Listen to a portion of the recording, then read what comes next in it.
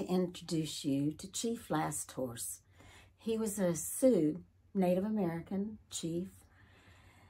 And I just want to introduce you to him because a lot of the things that I'm doing in my videos has a slant from the Native American culture. And today I'm going to be telling you a little bit about what we're doing and a little bit about from the Native American perspective on what I'm doing. Hi, I'm Vicki Loper. I'm the healing artist. And today we're going to be doing something that's iridescent from nature. And it's one of the few things in nature that is totally iridescent. But first we'll go into alpha. We always go into alpha. Take 3 deep breaths and say down, down, down. And then you're in alpha, which is the most relaxed, the most creative brainwave. So it enables and enhances your creativity while you create. So here we go.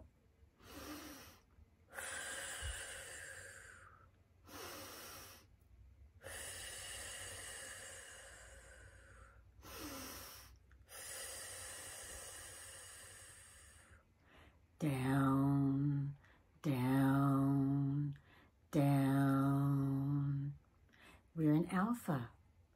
See how that makes your body feel? It should be relaxed, and your brain, and we're ready to go create. Okay, I'm in alpha, and I hope that you guys are too. And if you're not, do the little exercise again and get back in it. Now, we have a dragonfly, and I don't know how this little painting is going to turn out, but the center of it will be a dragonfly. Whether it's recognizable at the end or not, we don't know. We just have to go with it and see what happens and what comes out of it, with the brain being in alpha. And I'm using the modeling paste for texture. And I thought about doing the background with the modeling paste instead of the dragonfly. But I'd really like the dragonfly to stand out more. And even if he's totally painted over or something, you can still get a feeling of him because of the texture.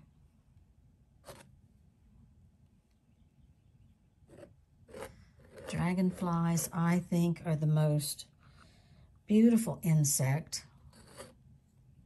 I really love them. They come out in full force in the summertime around here. And I like everything they do except for one thing. They eat mosquitoes and they eat other small insects. But the one thing I don't like is that they eat butterflies. You know, I have a butterfly garden. Well, we have a couple of butterfly gardens. So I like to attract butterflies. But so far they seem to be living together okay. I mean, I haven't witnessed a dragonfly actually eating a butterfly. So that's a good thing. I don't think I'd want to. Okay, so now I need to let this dry. Probably dry overnight. And then we'll start painting and see where this little painting goes.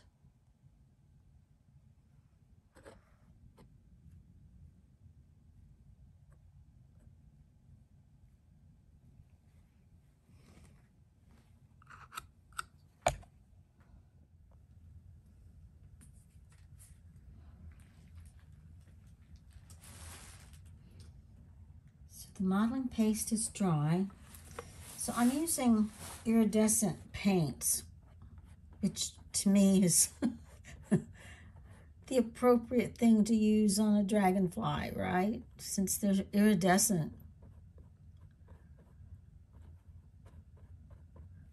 And some Native Americans say that the dragonflies represent that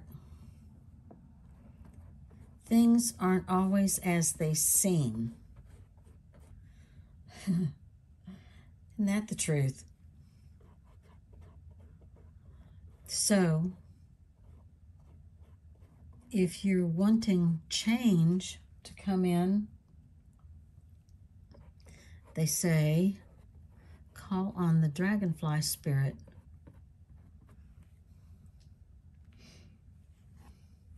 This makes sense to me.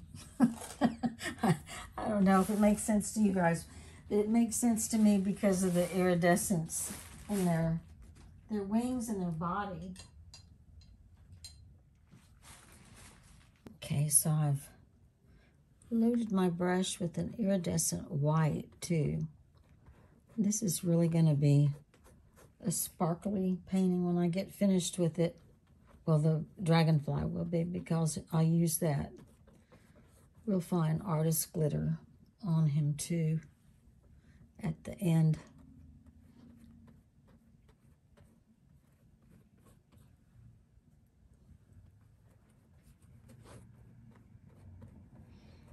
And like I've told you guys before, that all of my paintings and drawings are layers of paint, layers of ink.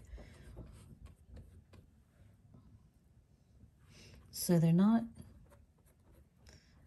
the very fastest, but they are fun. And it's really relaxing to me using this method of your brain waves being lowered into alpha. Right now with this iridescent white, I am covering the canvas with paint and blending the paint that I've already got on the canvas while it's wet. And I may mix this iridescent white with some other colors. I probably will, to make everything on the painting iridescent.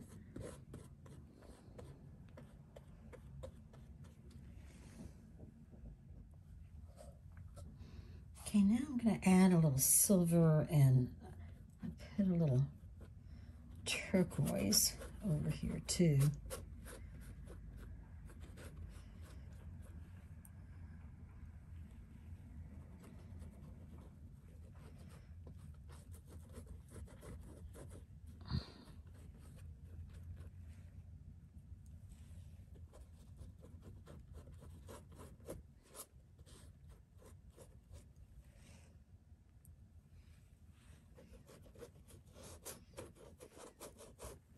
And I said earlier that my opinion is that dragonflies are the most beautiful of the insects.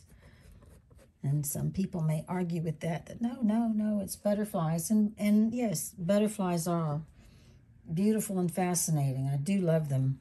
But I think the thing about the dragonfly that I'm so enamored with is that they're iridescent. Yeah, what can I say? I like shiny stuff, I guess. Not I guess, I do like shiny stuff. But these paintings, I mean, although I'm doing them with iridescent paint and it makes them have a different light reflection on them. Uh-oh, somebody's back. Claude Monet's here visiting. He's my little puppy dog. And he likes to be with me wherever I am. But anyway, where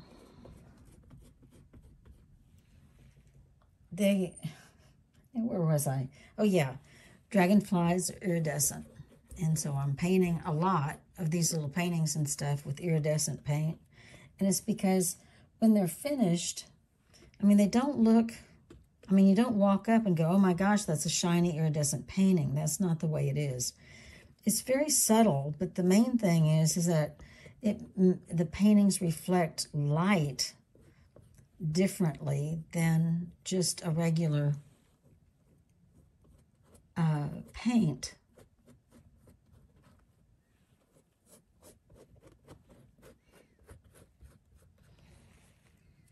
Well, you can tell that on camera, really.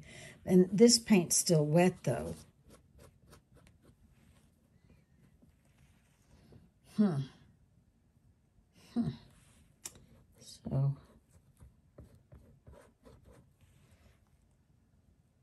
and see, when I'm painting with my brain waves and alpha, I mean, I'm thinking that I'm just kind of letting go and doing whatever comes. It's not like I plan it all out at all. I mean, I sort of had an idea of what colors I wanted to use because it's a dragonfly, and that's as far as I went. So now I'm really going in here with silver. I mean, you can still tell that there's color in back of the silver. And I'm sure that I'll add more color.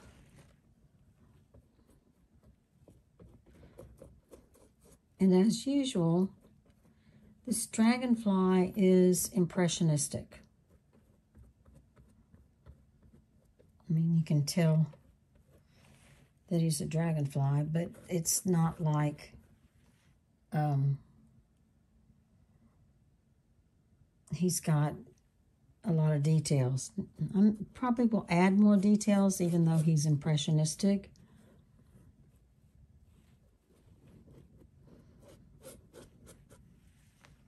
I mean, you can tell he's not like my animal drawings or the Native American chiefs, the portraits.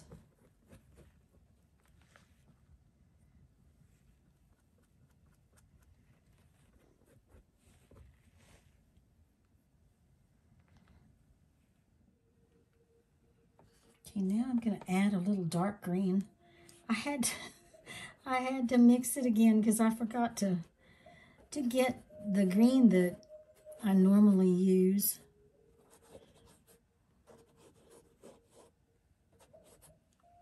So the darker green will end up giving the background some depth.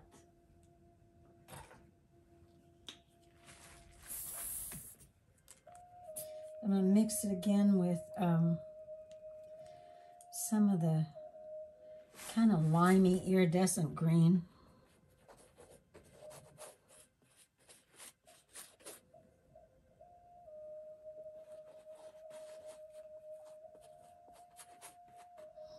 And I have no idea where this is going, guys. I'm just enjoying the process and having fun doing these things with you. Just to demonstrate basically how lowering your brain waves works and helps and all of that.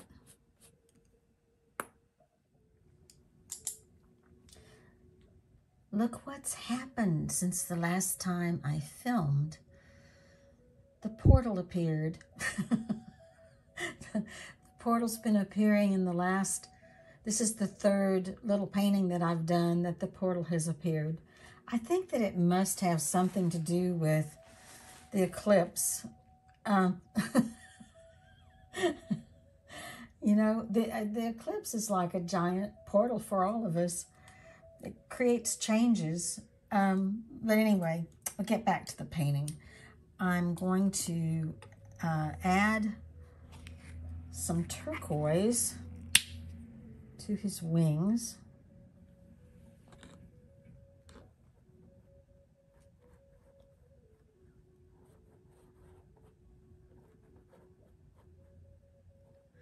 And I was saying earlier, you know, that some Native Americans say that the dragonfly is, you know, kind of represents, it represents change because things don't seem to be necessarily the way they are, or and that's because of the iridescence, because they are iridescent. And the iridescence changes in the light and how when they're moving. And these little paintings I'm doing have that same quality because of the iridescent paint. They change in the light. It's really pretty. It's like having several pieces of art within one piece of art because of the way it changes.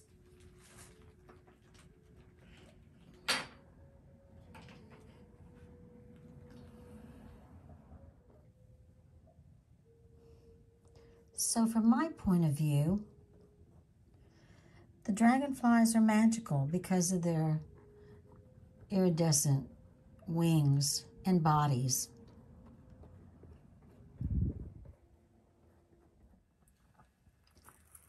The dragonfly decided to stay in the painting.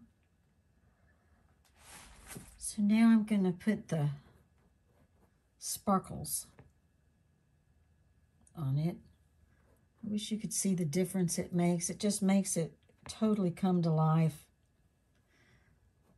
Now you guys, if anybody wants one of these little paintings I'm doing, the energy really stays in the painting as far as, you know, from being an alpha and all of that. You really feel it. And they're small. Email me at vicki.loper.art@gmail.com.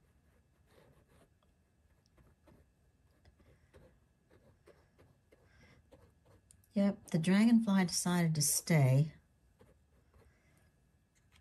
And now I'm putting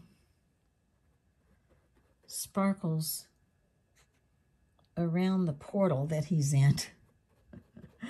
It almost, I think this is definitely an eclipse influence.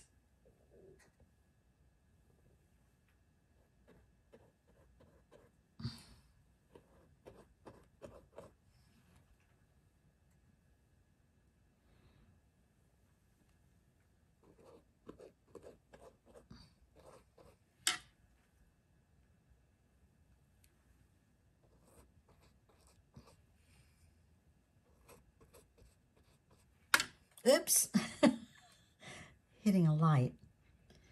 So, this is it for our little dragonfly. And this is the work, the piece that came out of and because of being an alpha. So you guys make every day a good day. Enjoy life, have some fun, and we'll see you again in about a week. Bye-bye for now.